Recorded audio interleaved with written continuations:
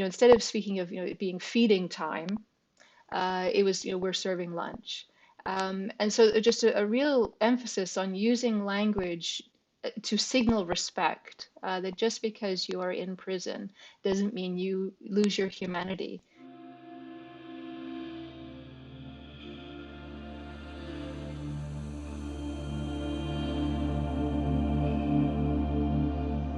Hello, and welcome to Locked Up Living, the podcast which looks at resilience in challenging organisations, such as, but not only, prisons and hospitals for mentally ill prisoners and patients. My name is David Jones, and together with Naomi Murphy, I present your Locked Up Living podcast.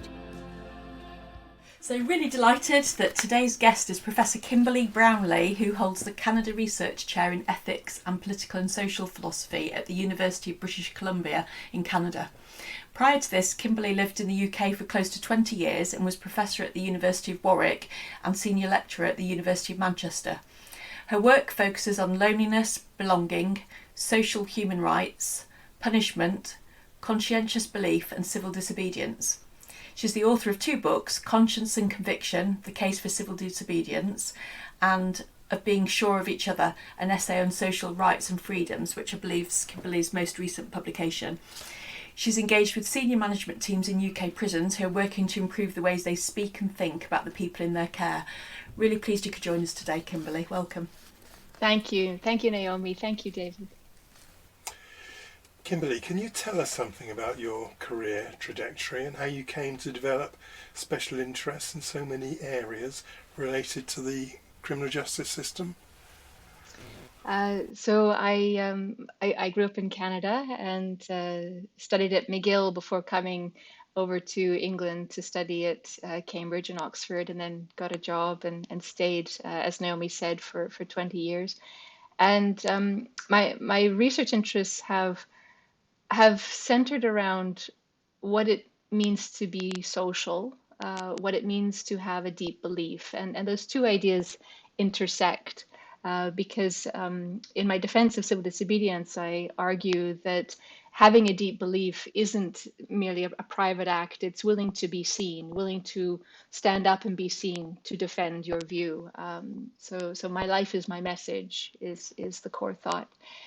And so from that initial work on conviction as a social enterprise, I then moved into thinking about other aspects of social life and specifically social human rights, which tend to be neglected. So in my view, we have a right against social deprivation. We have a right to be protected from inadequate access to decent human contact. So someone who's held in solitary confinement, in my view, that's a human rights violation, even if the person, has the monastic training or the military training to withstand those conditions. They are being denied minimally adequate access to decent human contact. The same is true for someone who's held in an ordinary prison in many cases. These can be really brutal environments, and so the person lacks minimally adequate access to decent human contact. That's the key piece. They're missing the decency in their social environment.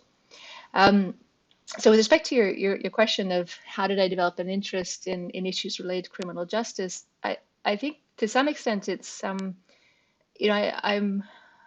I think we've become very attentive to the needs of people who have various disadvantages, but we have not extended that acknowledgement to people in prison. So people with disabilities, and I am a person with disability, have gained a lot of recognition over the past 20, 30 years, not to be spoken about in certain ways, not to be treated in certain ways. But we're not doing the same for people in prison. And so part of my project has been to try and push against the way we tend to talk about people in prison. We tend to use reductive language.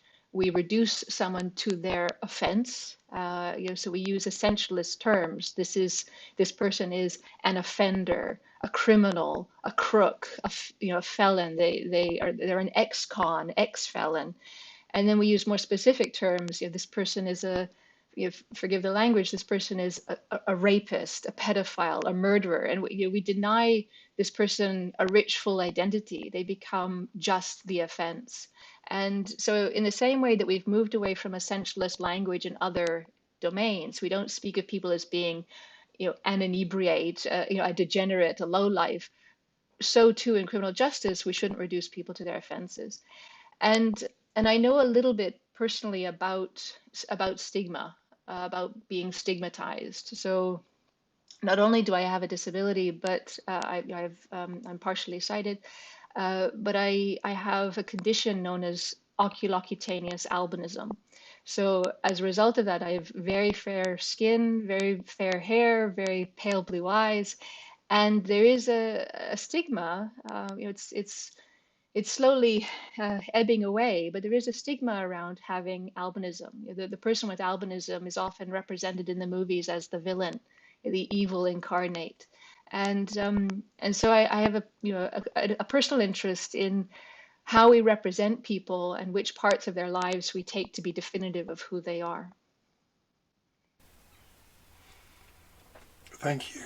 That's a really excellent answer. Can I just pick up something that Naomi said in her introduction, though? She mentioned that you were engaged with senior management teams in UK prisons, working with them to improve ways they speak and think about the people in their care, which is just the point you were making, I think.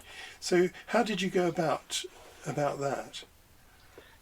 So the senior management team at HMP Stafford reached out to me after I published a piece in the online magazine Aeon, and the piece was titled that we should stop calling people who commit offenses criminals. And they were interested in this idea because their citizenship program was a key piece of that program was to change the way they spoke about the people in their care. And so, historically in that prison, and I'm sure it's still the case in many prisons in the UK, people in custody are referred to in somewhat derogatory language. So someone is, their role would be the bin man. And so at Stafford they changed this to the maintenance technician. Someone who previously was the greeter is now an information ambassador. People in prison got to say what form of address they wanted. So whether they want to be addressed by their last name, their first name, with Mr. And they also weren't referred to any longer as prisoners; they were residents. Now there was some disagreements about whether that change to residents was a good change. So some people felt it actually, both people in the care and staff thought this misrepresented their experience. But there was a move, instead of speaking of it being feeding time, it was we're serving lunch. And so just a real emphasis on using language to signal respect, that just because you are in prison doesn't mean you lose your humanity, that you're still worthy of respect, despite having engaged in a serious wrong. Yeah, I personally really hate that expression feeding time, but also talking about shipping people out, because both those expressions to me conjure up cattle, not human beings, and feel very dehumanising expressions to use, but they're bandied around every day. Yeah, I think it was something that we had to learn pretty quickly when we started doing these podcasts, although I think Naomi and I are both quite careful about how we refer to people, and Naomi was much better at it than I am, but we quickly encountered people, particularly Americans actually, I think, Naomi, who pointed out that sometimes we were misusing or using the wrong kind of noun to describe people. Well, and so in my teaching criminal justice at Warwick and Manchester, I deliberately changed the language. So I started to refer to people as a person who has committed an offence. For the most part, my students did not follow me in changing their language. But it took an effort because much clunkier. It's much easier to it's just use the reductive term, but think I'm not using this reductively. I'm simply referring to a mode of behavior. In the States, under the Obama administration, there was a move to describe people coming out of prison as returning citizens, which is far better than ex-con, ex-felon, but is still imperfect because it implies that they weren't a citizen while in prison. And that, and so there's a related debate about whether someone in prison should have the right to vote. And I don't think you lose your citizenship. There's some rights that should be secure. You may lose your freedom of movement. You may lose many rights that go with having freedom of movement, but you shouldn't lose your standing as a citizen when you're in prison. So, Kimberly, I recently watched a lecture you gave at Simon Fraser University on civil rights, and it was a tour de force. I was overwhelmed by your capacity to hold an argument in your mind and deliver it. And you gave a very striking illustration. You pointed out that the right to paid holiday was registered as a basic human right, while having access to clean and breathable air was not. So is hope, like air, a necessary feature of meaningful human life? So I think that's an excellent question, and we do tend to ignore the basics. So there's many reasons that the right to breathable air might not be, is not on the enumerated list of human rights. If you look at the Universal Declaration or the International Covenants, you won't find a right to breathable air. One reason might be that at the time those documents were being written, 1948 for the UDHR and then 1960s for the Covenants, this wasn't yet a universal worry that there might not be breathable air.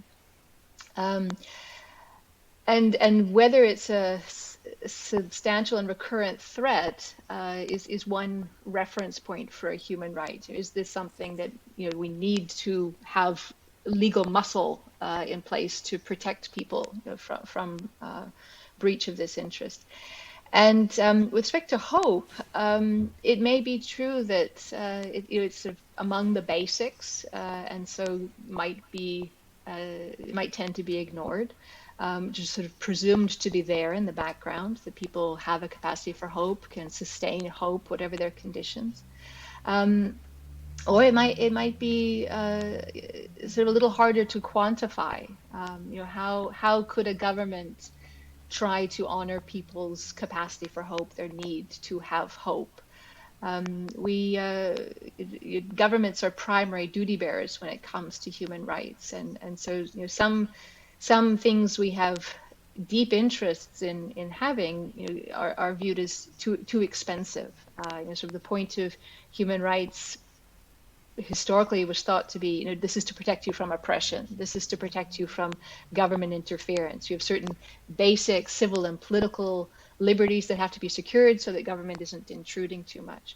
And it's only more recently that we've recognized that actually, first of all, those civil and political liberties are also expensive. The right to vote is expensive. You need a functioning system for that to work. So too, the right to due process, you need an expensive functioning legal apparatus for that to work. But also there's growing recognition that actually human rights are not just about protecting you from oppression or undue interference, they're about ensuring you have a basic minimum. And so that means ensuring you have basic economic welfare rights, the right to be free from poverty, a right to have a shelter and basic subsistence. And Henry Shue has argued compellingly in his book, Basic Rights, that shelter and subsistence, these are the most basic. You will not secure your other rights, your civil and political rights, unless these ones are satisfied. And through some of my pressure, he's revised that. He now includes social inclusion amongst that most basic set. He said in a way, this is more basic than basic. To be socially included, certainly as a child, but have the opportunities for social inclusion as an adult. that is necessary to maintain the cognitive competence necessary to exercise other rights. So that, one thing that's true of solitary confinement is it puts excessive pressure on our ability to continue to be social beings. People who've endured it report that this is worse than the most horrific companion. This is worse than any other kind of suffering, that we start to break down mentally and physically when we are forced into isolation. So, thinking about your article, Punishment and Precious Emotions, Kimberly, you discuss 5 observations about hope. Can you talk us through these? Sure. Um, so I'll just say a word about how hope came to be uh, came to be a theme I wanted to explore, and it started off with the case in the UK of Katie Allen, who was a 21-year-old student at the University of Glasgow. And in 2018, she was sentenced to prison for 16 months because she had hit a teenager while she was driving drunk. But 3 months into her prison sentence, she took her own life in Palmont Prison. That was in June 2018. And her parents, Linda and Stuart Allen, they said that she had been bullied by other inmates in the prison, that she had been repeatedly strip searched by staff, and that staff had ignored the fact she was vulnerable. And so after she took her own life, her parents did some research on how often suicide happens in Scottish prisons. And according to the BBC, their research showed that over the past 10 years, 40% of deaths in custody were suicides. And indeed, 32 of the 82 people who took their own life in prison over the last 10 years, 32 of those people were under the age of 30. And so her parents said, we shouldn't ignore this. This is the stark reality in Scottish prisons, that it is actually, a disproportionately high number of young people who are taking their life in prison. And they said, if someone breaks the law and they get punished, and a custodial sentence is part of that punishment, so be it. But they said we don't have the death penalty in Scotland, and a person shouldn't pay for their crimes with their life.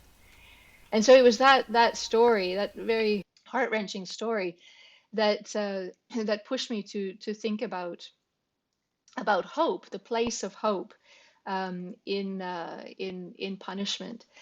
And so as a philosopher, one of the main activities I engage in is conceptual analysis. And so I started poking at this concept of hope. What does it mean to have hope, to retain your hope? And there's lots of disagreement amongst philosophers about what the essence of hope is. But the 5 ideas about hope, or the 5 observations that I offer in the paper, they start with the thought that hope is more than a mere preference for something. When we hope for something, we have skin in the game. We are invested. We are eager. We are vulnerable. And also, I was struck looking at the psychology on hope to see that it's often represented as something that comes up in dire conditions. So this is the second thought. So the social psychologist Barbara Fredrickson, she says, if you look at the range of emotions that signal positivity, joy and so on, the one that comes into play when your circumstances are dire is hope. And so she thinks that actually, when things are going well for you, you don't really have a need for hope. Hope arises when you're close to despair. And so she gives a range of examples. You've failed a test, you've lost a loved one, you've lost your job, you discover you have cancer. That is, in those desperate situations, that is when you need hope. Now, my second observation about hope was that actually she's overstating things there, Fredrickson, because you can actually hope in positive settings too. So, Barack Obama used hope as a key concept in his first election campaign. And and he wasn't meaning to imply that conditions were dire in America, but that nonetheless, sort of, yes, we can, yes, we can triumph, we can make things better. So too, you can hope for your sports team to win. You don't, the chance of winning doesn't have to be negligible for you to hope that they will win.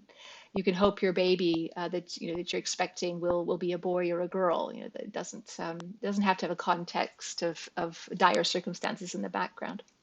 So that's the second observation. The third is that we tend to think of hope as looking toward the future. I hope things will get better. I hope things will change. I hope this will work out. But I think hope can actually be both past oriented and present oriented, not just future oriented. So with respect to past oriented, I could hope that my friend didn't suffer when he passed away. Um, in terms of present oriented hope, I can hope that things continue to go as well as they are going in a relationship. So I think hope is actually fairly flexible and dexterous. It can arise in a lot of different contexts. But in terms of punishment, the perhaps the points that are most interesting are the fourth and fifth one I explore. And so one is that we can hope for things that are highly unlikely to occur. So the example I give in the paper is Tukey Williams, who was a gang leader in the United States in the late 1970s, and who was given a life sentence, or a capital punishment, was given a death sentence for 4 murders that took place in the late 1970s.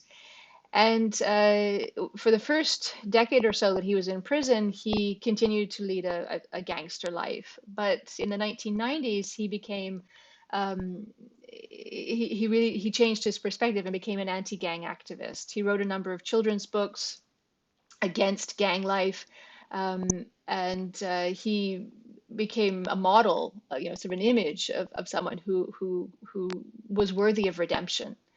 And he actually received a President's Call to Service Award from George W. Bush. He hoped that his sentence would be commuted, but then Governor Schwarzenegger did not give him a reprieve, and he was one of the last people to be executed in California in 2005. Prior to that, he was interviewed by a journalist for The Guardian, who asked him, how do you keep going? And he said in Latin, "Dum spiro spero," while I breathe, I hope.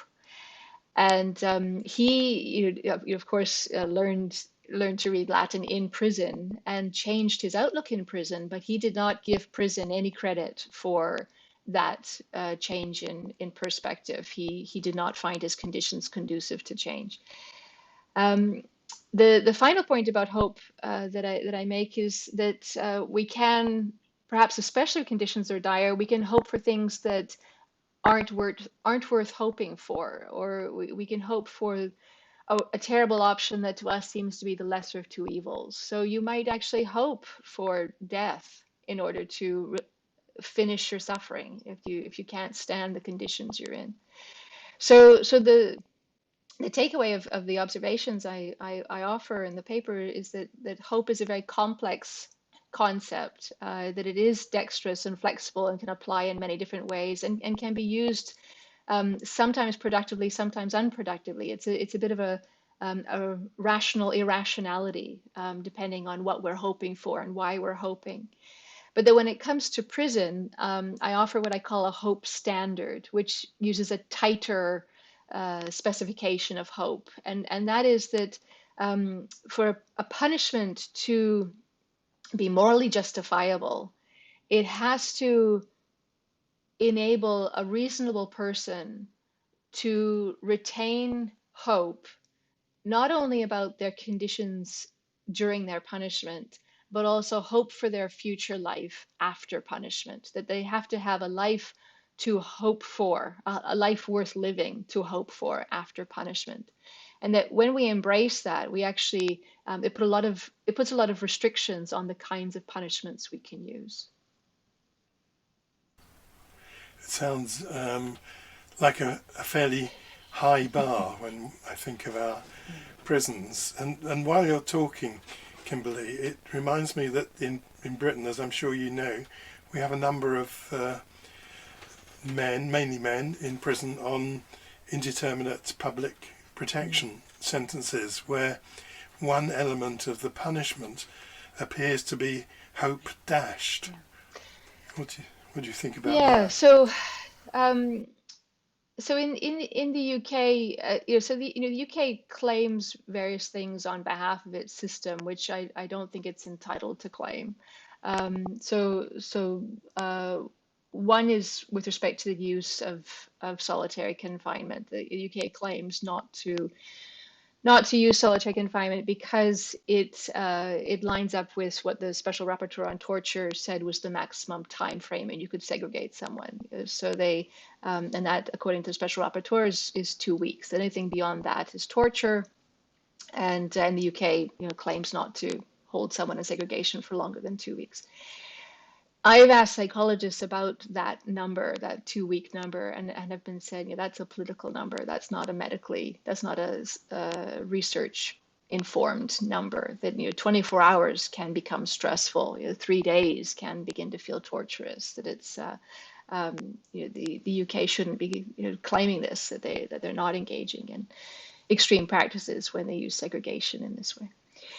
With respect to hope dashed and the idea of being given a whole life order, in the UK, you if you're given a whole life order, can you can only be given release on compassionate grounds, and so this leads to an issue that the European Court on Human Rights has grappled with as to whether life imprisonment or whole life order can be compatible with a person retaining hope. The idea that someone has a right to hope, and that hope is it's part of human dignity that you be able to retain your right to hope.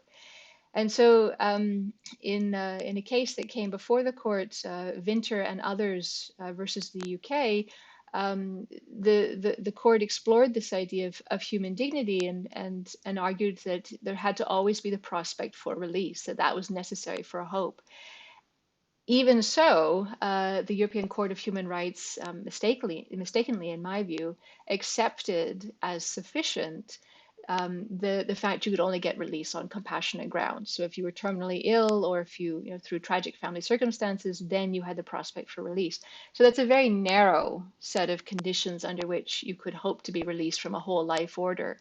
And so yes, I would say that hope dashed, violation of the right to hope is very much a part of the UK approach to whole life orders.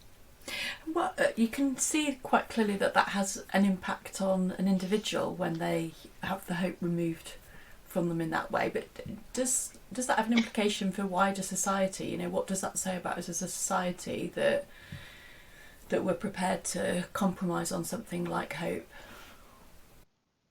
So I think I think our legal system, our modes of punishment, not only does it sort of reflect our society, reflect the things our society is willing to have our legislators enact on our behalf, but it also can shape our society, can shape our attitudes toward people. And so, in a way, it's not surprising that reductivist language, offender, murderer, that continues to be used, because there's a cycle, there's a circle between the modes of punishment that we use and the way we are going to think about people who are at the receiving end of those modes of punishment. What's very interesting, though, is that studies on rehabilitation and desistance show that this is counterproductive, that we are not actually going to reduce recidivism rates unless we start to adopt a more humane view of people who have offended.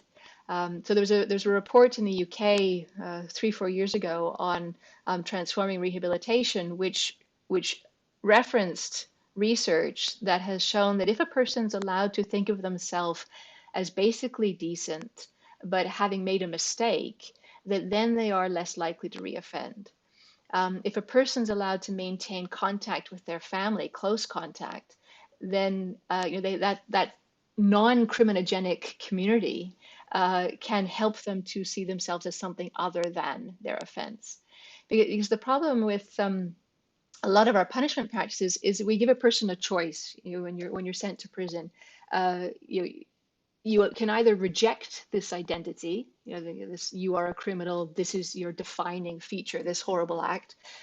In which case, if you reject that, you'll really struggle to achieve parole, because you're not walking the walk or talking the talk in terms of what they're expecting to see. Or you can embrace this identity. Yes, I am nothing but this offense. Yes, I am a criminal. In which case, very hard to achieve redemption and to desist, because you've identified with this horrible act. So I think we need to rethink many aspects of how we punish. I find, in contrast to Anglo-American systems, some approaches in Scandinavia are very interesting. So in Norway, in some cases they use weekend prisons. So a person will be at home with family, having maintaining their employment throughout the week, and then they'll go to prison on Friday, and they'll be there over the weekend, and then go back again. And so, this obviously you're not using prison to incapacitate, to sort of protect a wider society from this person. They're not deemed to be a threat, but you're still using some form of hard treatment. You're still communicating condemnation of their act, but in a way that doesn't sever their social bonds, deny them work, make it very difficult for them to reestablish themselves afterward. It seems like that's the system itself is more hopeful than the British and American system, doesn't it? Because the way we treat people, it implies there is no real redemption for them, whereas the Scandinavian system seems to have some sense of hope on behalf of the person, as well as perhaps enabling hope to flourish in the individual who's imprisoned. So I think it comes down to trust. That hope is linked to trust, because it is in a way our societal hope that would seem to be lacking in the UK and America, and to some extent Canada as well. That the thought that we must be fearful, forever fearful of someone who's committed a serious offense. That they have to wear this letter O, on their chest for the rest of their life. That sometimes a person's given a record they can never spend. They will always have to declare it on applications for work, or requests for a visa. That this will follow them everywhere. And so your studies on Scandinavian countries show there are a lot higher levels of trust, and that to some extent can be traced to more equitable arrangements. That less poverty, higher levels of education generally, smaller gaps between the wealthy and the less wealthy. And so I would guess, to really take care of our criminal justice system and attend to how we view people who offend, there's many other things we'd have to focus on. How many people are living in poverty? What conditions are people forced to grow up in? And how does that ripple out into a general societal distrust? Thank you. And are there any times when being hopeful might be unhelpful? Because I was just thinking then about sometimes people are hopeful and might underestimate risk, for instance. I suppose that's the fear, is that too much hope is a misplaced optimism. But I also wonder whether there might be times when being hopeful might be unhelpful for an individual. Yeah, ultimately, I take the view that hope is necessary for a good life. It's necessary for us to have meaning in our lives. That actually it helps to orient our agency. It's part of it's a trigger for planning, a trigger for investment and for optimism and commitment to try to change, try to improve, to look forward to better days. But it is an interesting question, specifically in prison, whether having hope could make your condition worse. So if you think of Tukey Williams again, that while I breathe, I hope, to know that Governor Schwarzenegger was not going to commute his sentence. How much harder, how much more devastating was that news, because he had dared to hope. and that perhaps in prison, certainly if you've been given a whole life order, your life will be um, somewhat easier, in quotes, if you can be resigned to your situation, if you don't have any wish to alter what comes your way. So it, it may perhaps be a mark of courage to be able to live in prison without hope. That said, it's a pretty bleak existence that someone is then living. To live without planning, live without a full sense of agency, live without any goal or orientation toward seeing family again or living in a different way. And so it's at odds with how most of us make sense of our lives and find meaning. We find meaning through either the richness of our present conditions, which is very hard in prison, or from aiming toward a future that we have shaped, that we are in control of. So it's I don't think hope could be a vice. And in the paper I flirt with that thought that Mr. Wilkins Mcawber in Charles Dickens' David Copperfield, who says something will turn up, his go-to phrase, something will turn up. Sort of relentlessly optimistic, relentlessly hopeful, annoyingly hopeful, gullible, and so on.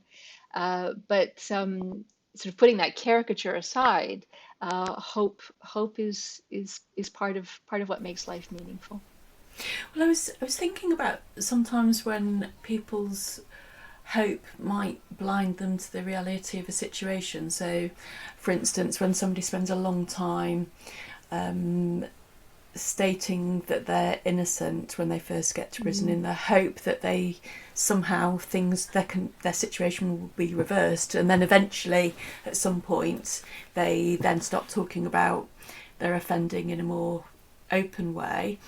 And also, I suppose I was thinking back about David's question about people on indeterminate public protection order sentences, where it seems there that there's almost an inversion. So it seems often when people who've receive a life sentence come to prison, there's a loss of hope, and then incrementally it seems to grow as they can see themselves progressing. Whereas I suppose my experience of people on IPPs is often that they arrive in prison and there's a kind of naive hopefulness that they've got very short tariff, so they'll be back out in society very quickly, and then that becomes dashed, because actually that's not the reality of the situation. People are expecting to see action to be taken so that they can demonstrate a reduction in risk, and their hope seems to shrink and shrink and shrink. I don't know.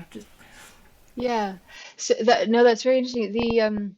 It's one of the objections against a rehabilitative justification for punishment is that it sometimes licenses indeterminacy, an indefinite sentence, sort of in the name of rehabilitation.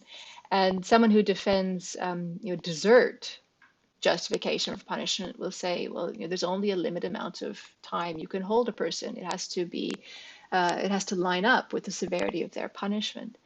And so I think one productive, practical payoff of adopting a hope standard would be to say, well, actually, this puts a rehabilitative check on a rehabilitative strategy that allows for indeterminacy and indefinite punishment. Because in order for a person to retain hope for a future after punishment, that future has to be within view in some sense. They have to have some prospect, some sort of set of steps in the clear timeline for release in order to maintain hope for that future. So I think we can do a lot of additional, incidental or indirect harm and wrong to people in custody by sort of putting them in this vague twilight zone, sort of this space of uncertainty where they don't know when they'll be released, and they don't know, to some extent, what they have to do in order to secure release, especially if it requires a lack of authenticity, sort of embracing an identity they don't have good reason to identify with. I think on death row, it can also, although in a way there's sort of a determinate end, it can also have that same twilight zone feel, because many of the administrators who oversee the process of capital punishment deliberately go slowly. So the secretary will only stamp one piece of paper a day. They try and hold things up, not to rush someone's punishment. But I don't know, to be left in that limbo, sort of waiting for this seemingly determinate end that never comes. Many people spend over a decade on death row. It seems to be a horrible condition, sort of, waiting for death, but never knowing when it's going to come. Yeah, it certainly seems very torturous, doesn't it? And I've spent a lot of time delving, I realised, reading your paper, spent a lot of time delving in darker emotions, like things like shame, for instance. And that made me wonder if there are any ways we can effectively measure hope and the hopefulness of an individual. So I think that's a really interesting question, and it's not one I gave enough space to, thinking about this topic, is how what might be specific behavioral markers of hope, or what concrete strategies might we use to help someone recover their hope if it has been dashed. And I'm guessing some of the behavioral markers, sort of ways to gauge someone's level of hope, would be, is this person engaging in planning? Is this person, anticipating, or sort of, using their agency to try and work towards something productive? Do they look forward to the family visits? Are they participating in the prison choir? So what level of activity is there to show this person's displaying their agency?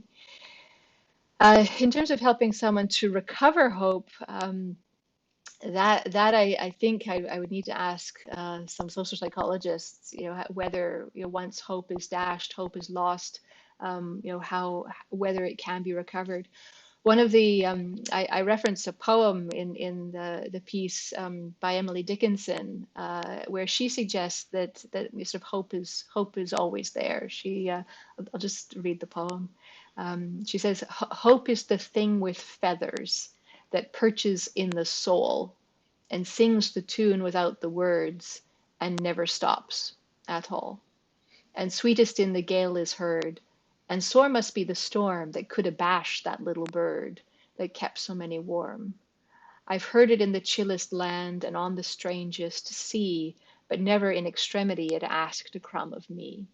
And she's not the only poet who suggests that hope springs eternal. Hope never stops. But I think hope can stop, absolutely can stop, and that some of the ways we practice punishment seems to be deliberately aimed at robbing someone of their hope. And it's hard, apart from sort of tapping into ancient instinctual delight in revenge. It's hard to know what the value could possibly be, and I don't think that is a value in delighting in revenge. But why on earth we think that's productive? Yeah, it almost seems like it's easier to get away with, isn't it? Because it's less tangible. You can't torture people because people are looking out for those kind of things. But actually, if you deprive them of hope, there's a cruelty to that. And as you were talking, I was thinking about whether people engage in their sentence plans as part of the evaluation of hope, because that's or whenever I've heard that mentioned, it's always been used in a very judgmental way about the individual. They're being non-compliant, they're not engaging in their sentence planning. It's as if they're being willfully uncooperative and destructive, rather than actually what it might be is it might be reflective of something that's more depressed, the lack of hope. What's the point in participating in my sentence plan, because I have such little control over where my life's going. Right. No, that's very interesting. So yes, no, it would seem that if senior management teams actually are wanting buy-in, that they have to be willing to relinquish a bit of control. One thing that I've flagged to the prison wardens I've spoken to is family visits, friend visits, that should not be a privilege that can be withheld. But it is used as the carrot and the stick. You get on board with what we require, or you'll be denied the next family visit. And so what, when sort of the most precious things are used against you, used to get you back in line, the stick over your head, it's very hard to have a sense of agency. So not surprising if someone becomes depressed. When I've visited prisons, I think the one thing that struck me was the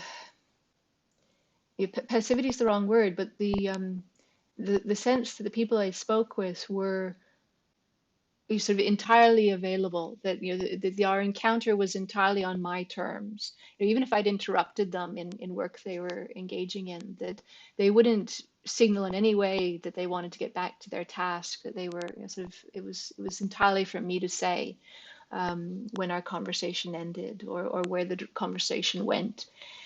And so that kind of passivity is not conducive with reestablishing yourself afterward, because once you're sent out of prison, you have to try and reintegrate. And several prison wardens have said to me that when they say goodbye to someone and send them out the door, they know in most cases this person's going to be back. And to some extent, it's because they've become institutionalized. They've been forced to acclimatize to this environment, an environment that often does rob you of your agency. And thinking about hope standards, would that do? How would that alter how we treat people on release, do you think? I've spoken to some people who work with the NGOs that try to support prisoners on release, and they say that sometimes a person is sent out of prison and they're not given a map. They're not told where the local train station is or the local bus station, and sometimes many people in the UK are held in national hubs. Held in prisons far away from where they committed their offense, where they grew up, where they might think that's their community, and so to try to get back there, you need to know where you are, and so to deny someone a map seems a striking, unnecessary imposition of a vulnerability. About 1/3 of people expect to be homeless the night they leave prison in the UK, and in Australia it's slightly higher. And so for someone not to be offered any provision, any transition, any guarantee by the prison staff, this is where you're going to go, and these people will take you in, this is, you can stay here for these many nights and so on, that's really sort of dropping someone, and it's setting up the next set of struggles. That someone, you'll have to find some people who will accept them initially, or they're going to be back at square one. And many people have to survive on about £50 for more than 2 weeks until their welfare kicks in, and so you use that toward the train, you're trying to get home, and so these are not good conditions in which to set up hope for a future after punishment or to reduce recidivism rates. You have to invest in the use post bellum, sort of after the time is done, what's the next step? Don't forget the end game, I think is the key thing. And I've suggested to senior management teams that they have something equivalent to an alumni scheme. So if in fact this is the only community where you're not judged for how you've behaved and who you are, that being able to maintain some contact with that community, but in a different way that doesn't sort of pull you back in, but nonetheless you haven't had the link severed, that might be some way of helping with the transition back into society. Thank you. When I was working at HMP Grandon, we used to talk about having a sort of we may have used the word academy, but alumni scheme is another way of describing it. And I think they do to some extent. They keep in contact with a lot of guys who have moved on, and they often go back for conferences and meetings and so on. But it could be developed much more. So it's kind of easy to understand why emotions like fear and disgust aren't easily spoken about. But why do you think hope is so badly neglected as an emotion when it comes to the justice system? I mean, does this reflect something in the wider society, resentment or neglect? I think it's partly to do with vulnerability that hope, because it signals investment, eagerness, vulnerability, that on the face of it, it might not seem to have a place in criminal justice or punishment. Punishment is the imposition of a hard treatment on a person in response to an offense. It's the decision to use that strategy rather than other strategies to deal with big problems. So there are competing ways to deal with wrongdoing. We don't have to punish. We can sometimes think of punishment as a natural phenomenon. It couldn't but be there. But just as we don't have to have a military, we don't have to have a criminal justice system, or we certainly don't have to have prison or worse, capital punishment, as they do in the US. And one one story I read about a community, and so I'll offer this as a bit apocryphal because I couldn't find a corroborating reference for it.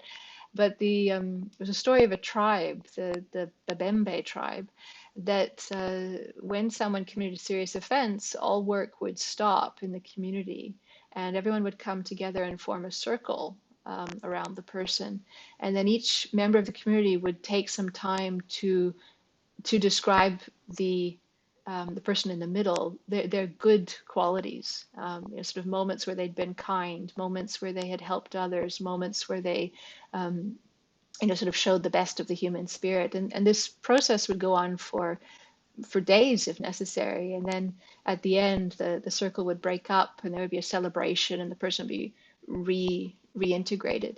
And so we might from the outside think, well, this was an act of public shaming. But the way it's presented, it's meant to be purely restorative. It's meant to redraw the connections, remind this person that they are basically good, sort of heal and soothe, not to burden and censure and condemn and dehumanize. I think we have a tendency in Western societies, in our interpersonal relationships too, to turn away, to shun, to censure, rather than to reinvest. It's a parenting strategy to use time outs. Your child is denied contact until they figure out how to behave. In Western prisons, the idea of solitary confinement was meant originally to be sort of a contemplative state of reflection, a bit like the monk. You go into solitude and you reflect on your wrong, and you come to appreciate how what you need to do by way of remedy, and why what you did was wrong, and then you sort of try to reestablish yourself.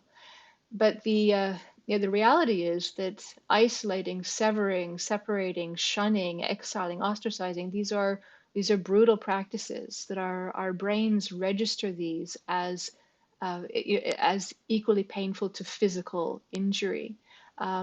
And that it's actually the same parts of the brain, the same neural pathways which register physical pain that register social pain, and that we can remember being ostracized and shut out as a worse experience than being bullied. Have the same, at the time, each experience might feel equally bad, but we'll remember the ostracism much longer and much more intensely later.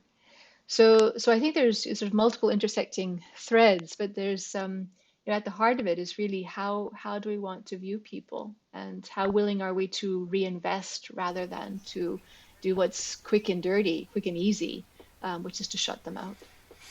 Thank you.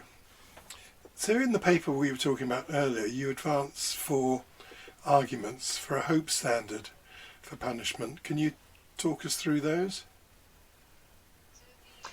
So the first argument is the one that I've sort of flagged a little bit, that hope is deeply valuable. That hope it's part of our agency, it's part of our autonomy. That it's part of a meaningful life to have hope. So rights, human rights, they are meant to track fundamental human interests. So the right to life and right to health and all the civil and political rights I listed. These are meant to protect what is most fundamentally important to us. And so if the social psychology story and the theoretical story about the inherent value of hope is credible, then we're in the business of defending a right to hope. The second argument I offer is related to something we've discussed already, and that is how we view people, whether we should view someone as beyond the pale or as always having the potential for redemption. And I argue that we should always view people as being potentially redeemable, that is part of viewing a person as a person. If we say a person is beyond the pale, we're essentially saying this person's no longer human. This person is a beast, is a creature. They might have sort of a non-human animal existence, but not a human life. And that's a incredibly stark and I think incorrect way of thinking about people. And Andrew Ashworth and Lucia Zedner, two very influential legal scholars, they reflect on that thought in their discussion of the right to hope. And they say that a commitment to hope requires acknowledging a person's capacity for moral choice. And so when punishment, when a criminal sentence deems someone to be so dangerous that they're no longer an agent, we essentially deny them the possibility of being assessed as able to change. And so they say, we have to look at our punishment practices and ensure that our risk management programs and our rehabilitative programs are functioning well in prison, that they're accessible and they're adequate, so that we don't deny people hope and deny them essentially the capacity for moral choice. So viewing someone as redeemable isn't just an attitude. It takes positive decisions. It takes investment in the system to walk the walk that we believe someone is redeemable. The third argument relates to the conditions for taking human rights seriously. So it's not just that there would seem to be a human right to hope because we have a fundamental interest in hope, but also that human rights is a practice. It's sort of a legally entrenched practice, but also a moral practice. And in order for this moral practice to work, we have to have certain conditions of reciprocity be met. And so reciprocity means viewing each other in a certain way. Most human rights require exercise. You have to exercise your right to vote, your right to stand for office, your right to due process. These are things your right to practice your religion, or these are things you require cognitive competence to do. And so if we put someone in conditions that start to erode or even eliminate that cognitive competence, then we are denying someone the standards of reciprocity necessary to exercise human rights. So retaining the capacities for human rights puts strict limits on the kinds of punishment we can use, sort of potentially hope-denying punishments. And then the fourth argument, which we've also discussed a little bit, is the fourth argument is strategic, and that is, as a society, it's in our interests to adopt a hope standard. If we're genuinely interested in rehabilitation and desistance, we have a responsibility to view people who have offended as redeemable, as potentially sort of reestablishing themselves fully in the community, as worthy of respect. And so that last argument is very much a consequentialist one. We will fare better as a society if we take a less vengeful, less punitive approach.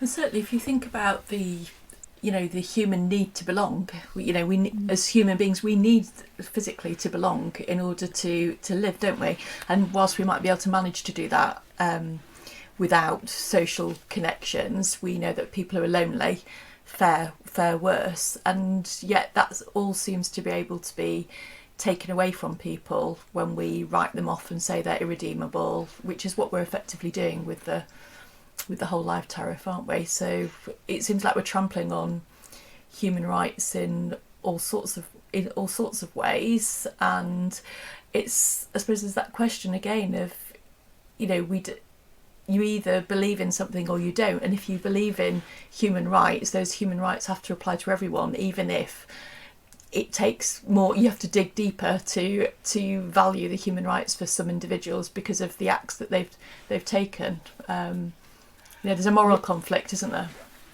Right. Well, and I think when when we have sort of a knee-jerk angry reaction to someone who's behaved egregiously, we can really dig into the idea, well, they have forfeited their rights. They've done this horrific thing, they've lost their standing. But we don't think that. We don't think someone becomes fair game once they've committed an offense. We don't think all rights are lost. It's not permissible to.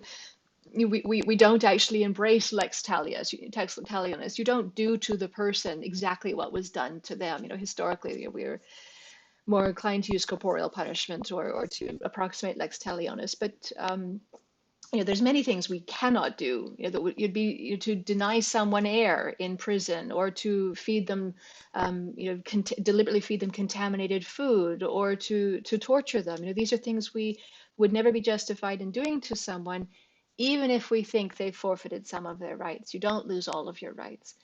And the rights that are grounded in the need to belong, those ones really deserve more attention than they've received so far. With respect to what you're saying about loneliness, the UK, until other priorities, including the pandemic, ironically took over, loneliness was getting a lot of attention in the UK. I say it's ironic because in the context of the pandemic, so many more people were feeling the horrors of loneliness. Loneliness has been described by some psychologists as worse for your health than smoking 15 cigarettes a day. It's correlated with numerous health risks: reduced immunity, progression of Alzheimer's disease, depression, suicidal ideation, suicidal behavior. There's alcoholism. There's a host of health risks that go with feeling chronically lonely. And loneliness is becoming better researched, but I'm not aware of any longitudinal study on the experience of loneliness in prison. That we sort of put it all into the package of the burdens you must bear when you go into prison. That one of them will probably be feeling deeply socially isolated. But to the extent we take fundamental human interests seriously and the rights they give rise to seriously, we need to be paying attention to the impact of social isolation on people's interests.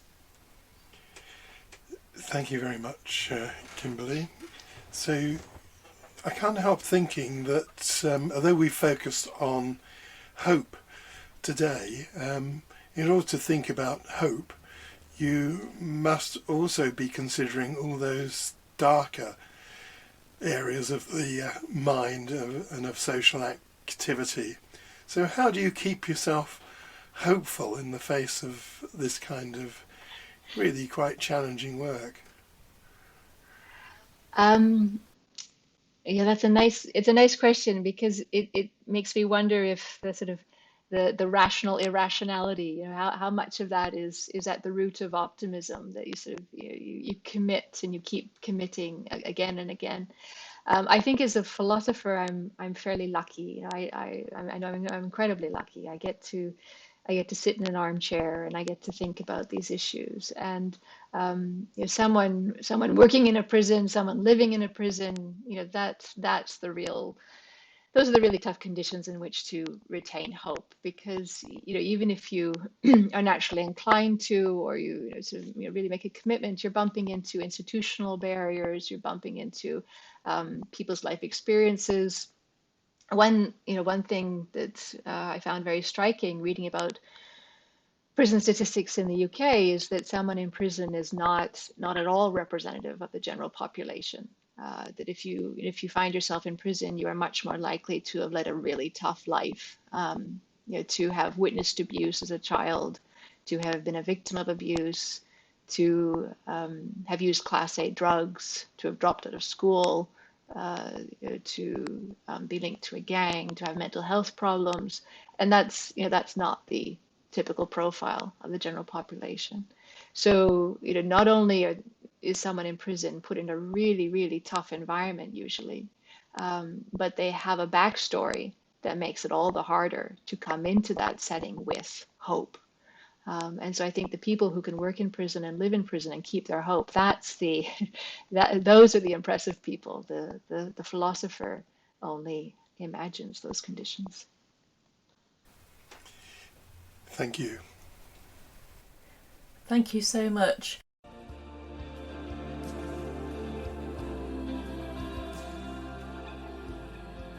I enjoyed that conversation with Kimberly. I found it really thought-provoking. It made me think about how much we rely on hope being an implicit objective of therapy, when if you think about how much time we spend thinking about hopelessness in terms of things like self-harm and suicide risk, for instance, in some ways we kind of take it for granted that hope's what we're instilling via the therapeutic process. And it does make me wonder whether we should be thinking more about assessing hope, not just the hopelessness, in terms of thinking about therapeutic outcomes.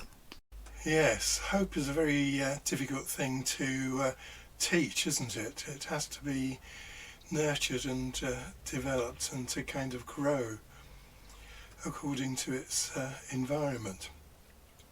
I was earlier on I was listening to Kimberly on a kind of snippet from Newsnight, which she recorded just over a year ago, I suppose, just at the beginning of the pandemic, and it was a very interesting little conversation she and a couple of other people were having, and it really kind of emphasised for me the kind of skill of her philosopher mind in being able to articulate ideas and put them across so very clearly.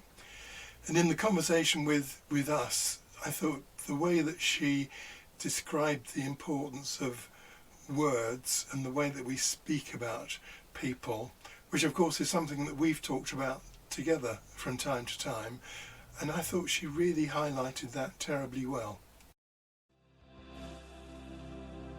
Many thanks again to all of you who have listened to our Locked Up Living podcast. Feel free to mention this to your friends and to your colleagues, and give us feedback on our webpage lockeduplives.com and our Twitter account Locked Up Living.